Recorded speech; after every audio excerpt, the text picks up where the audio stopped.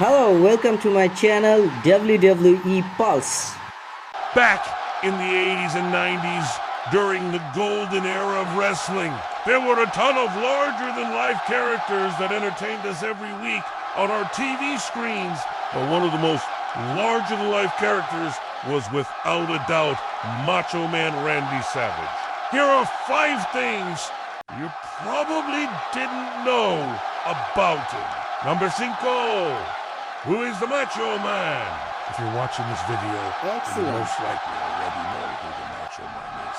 But if you don't, it'd be doing you a disservice to not introduce one of the greatest WWE superstars of all time.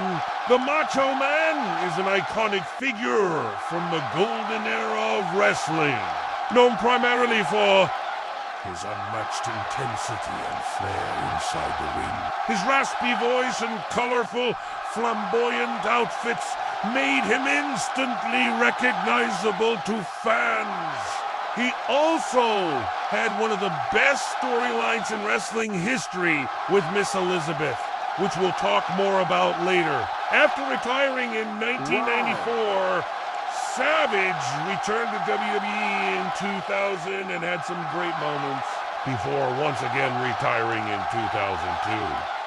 During his second run, he managed to win his first WWE Championship at the age of 47 by defeating The Rock. He passed away in 2011 due to heart complications at the age of 58. Number 4. Where did the name come from? If you've watched any videos on the channel, you already know that it was an uncommon back in the golden era of wrestling for superstars to have their names changed multiple times until management found a name that stuck. That almost happened to Randy Savage as well. Originally, he entered the WWF as a heel or a bad guy, using the name Leroy Brown. The plan was for him to be a lower mid-card heel, nothing more. However, when they realized that he had charisma and could draw a decent crowd, they wanted to find a name that would suit such a larger-than-life character. They tried out several names, including the original Macho Man. But it was turned down because there was already a wrestler named the Macho Man in the AYU. The name given to him next was supposed to be the Tonga Kid, but that name didn't really stick either. Finally, after trying out several other names, Vince McMahon decided to use the name Randy Savage instead, and the rest is history. No. 3. Miss Elizabeth. Now, like I said earlier, one of the best storylines in wrestling history was the love story between the Macho Man and Miss Elizabeth. But before I get into how it all started, let me give you a little backstory on her.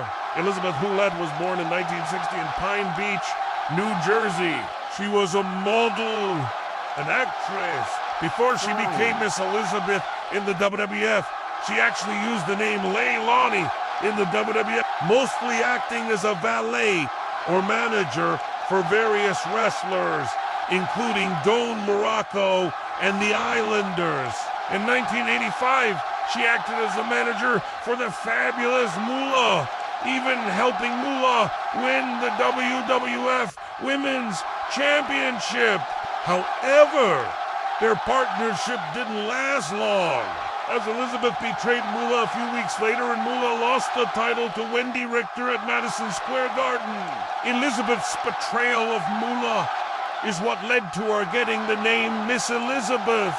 After Moolah was interviewed backstage at MSG, she told the interviewer that if she ever saw Elizabeth again, she would whip her with her championship belt. Miss Elizabeth was interviewed afterwards and said, "Well, Fab, you're not gonna whip me with that title.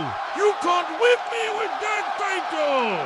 From there, Miss Elizabeth went on to become one of the top female managers in the company. But it wasn't until 1987 that she became famous for managing the Macho Man. Randy Savage had been feuding with the Honky Tonk Man, who was also being managed by Miss Elizabeth. At the time, Savage was looking for a new manager, and it was decided that Miss Elizabeth would switch over to manage him. Savage and Elizabeth would go on to defeat the Honky Tonk Men and Miss Elizabeth in mixed tag team action at the 1987 Survivor Series. Afterwards, it was decided that the two would start a romantic relationship on screen. This led to one of the greatest storylines in wrestling history. For the next 4 years, Savage and Elizabeth were arguably the two biggest stars in the company. Their chemistry together was undeniable. They won the WWF Mixed Tag Team Championship 3 times during their time together. Sadly, that time as a couple didn't last forever. On April 26, 1991, Savage lost the match against The Undertaker by count. To make matters worse, after the match, The Undertaker and his manager, Paul Bearer, attacked both Savage and Miss Elizabeth. The following week on WWF Prime Time, Miss Elizabeth came out to confront The Undertaker, only to be slapped across the face by him. The following week, Savage returned to the ring for the first time since the previous week's events. To everyone's shock, Miss Elizabeth came out and announced that she was now the manager of The Undertaker. This shocking turn of events led to the two breaking up. It was the end of an era.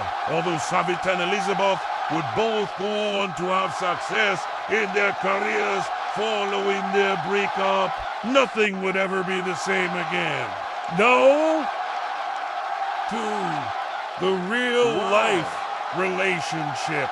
As I just mentioned, Savage and Elizabeth had incredible chemistry on screen together. So much so that people believed their relationship was real. But the truth is, they weren't together outside the ring. In fact, Savage was married to Lynn Passy from 1981 to 1992. Elizabeth would eventually go on to marry George H. Hack, a famous football player. Sadly, Elizabeth passed away in 2011 at the age of 52 due to an accidental overdose. Greatest of all time. There's no denying that the Macho Man is one of the greatest WWE superstars of all time. But where exactly does he rank among the greatest? Whoa! In 2012, WWE ranked him at number 21 on their list of the top 50 wrestlers of all time. In 2016, Rolling Stone ranked him at number 36 on their list of the 60 greatest wrestlers of all time. But my personal ranking of him is no. 2. I believe only Hulk Hogan deserves to be ranked above him. When you think of the most exciting wrestlers to watch, Savage is right up there. His matches were high-flying, fast-paced, and full of intensity. One thing that separated Savage from other wrestlers was his ability to connect with the audience. He knew how to work them, whether he was loved or hated. And when he was on your team, you felt like he was your friend. You wanted to be him. He was the ultimate hype man. If you ever got the chance to meet him, you know that he was just as cool as he seemed on TV. He was a true legend, and his legacy will live on forever. Now, it's time to hear from you. What's your favorite Macho Man memory? Comment below. And while you're there, subscribe so you don't miss another video. If you enjoyed this video, check out these other great videos and have a good one. Okay guys, thank you for watching my videos.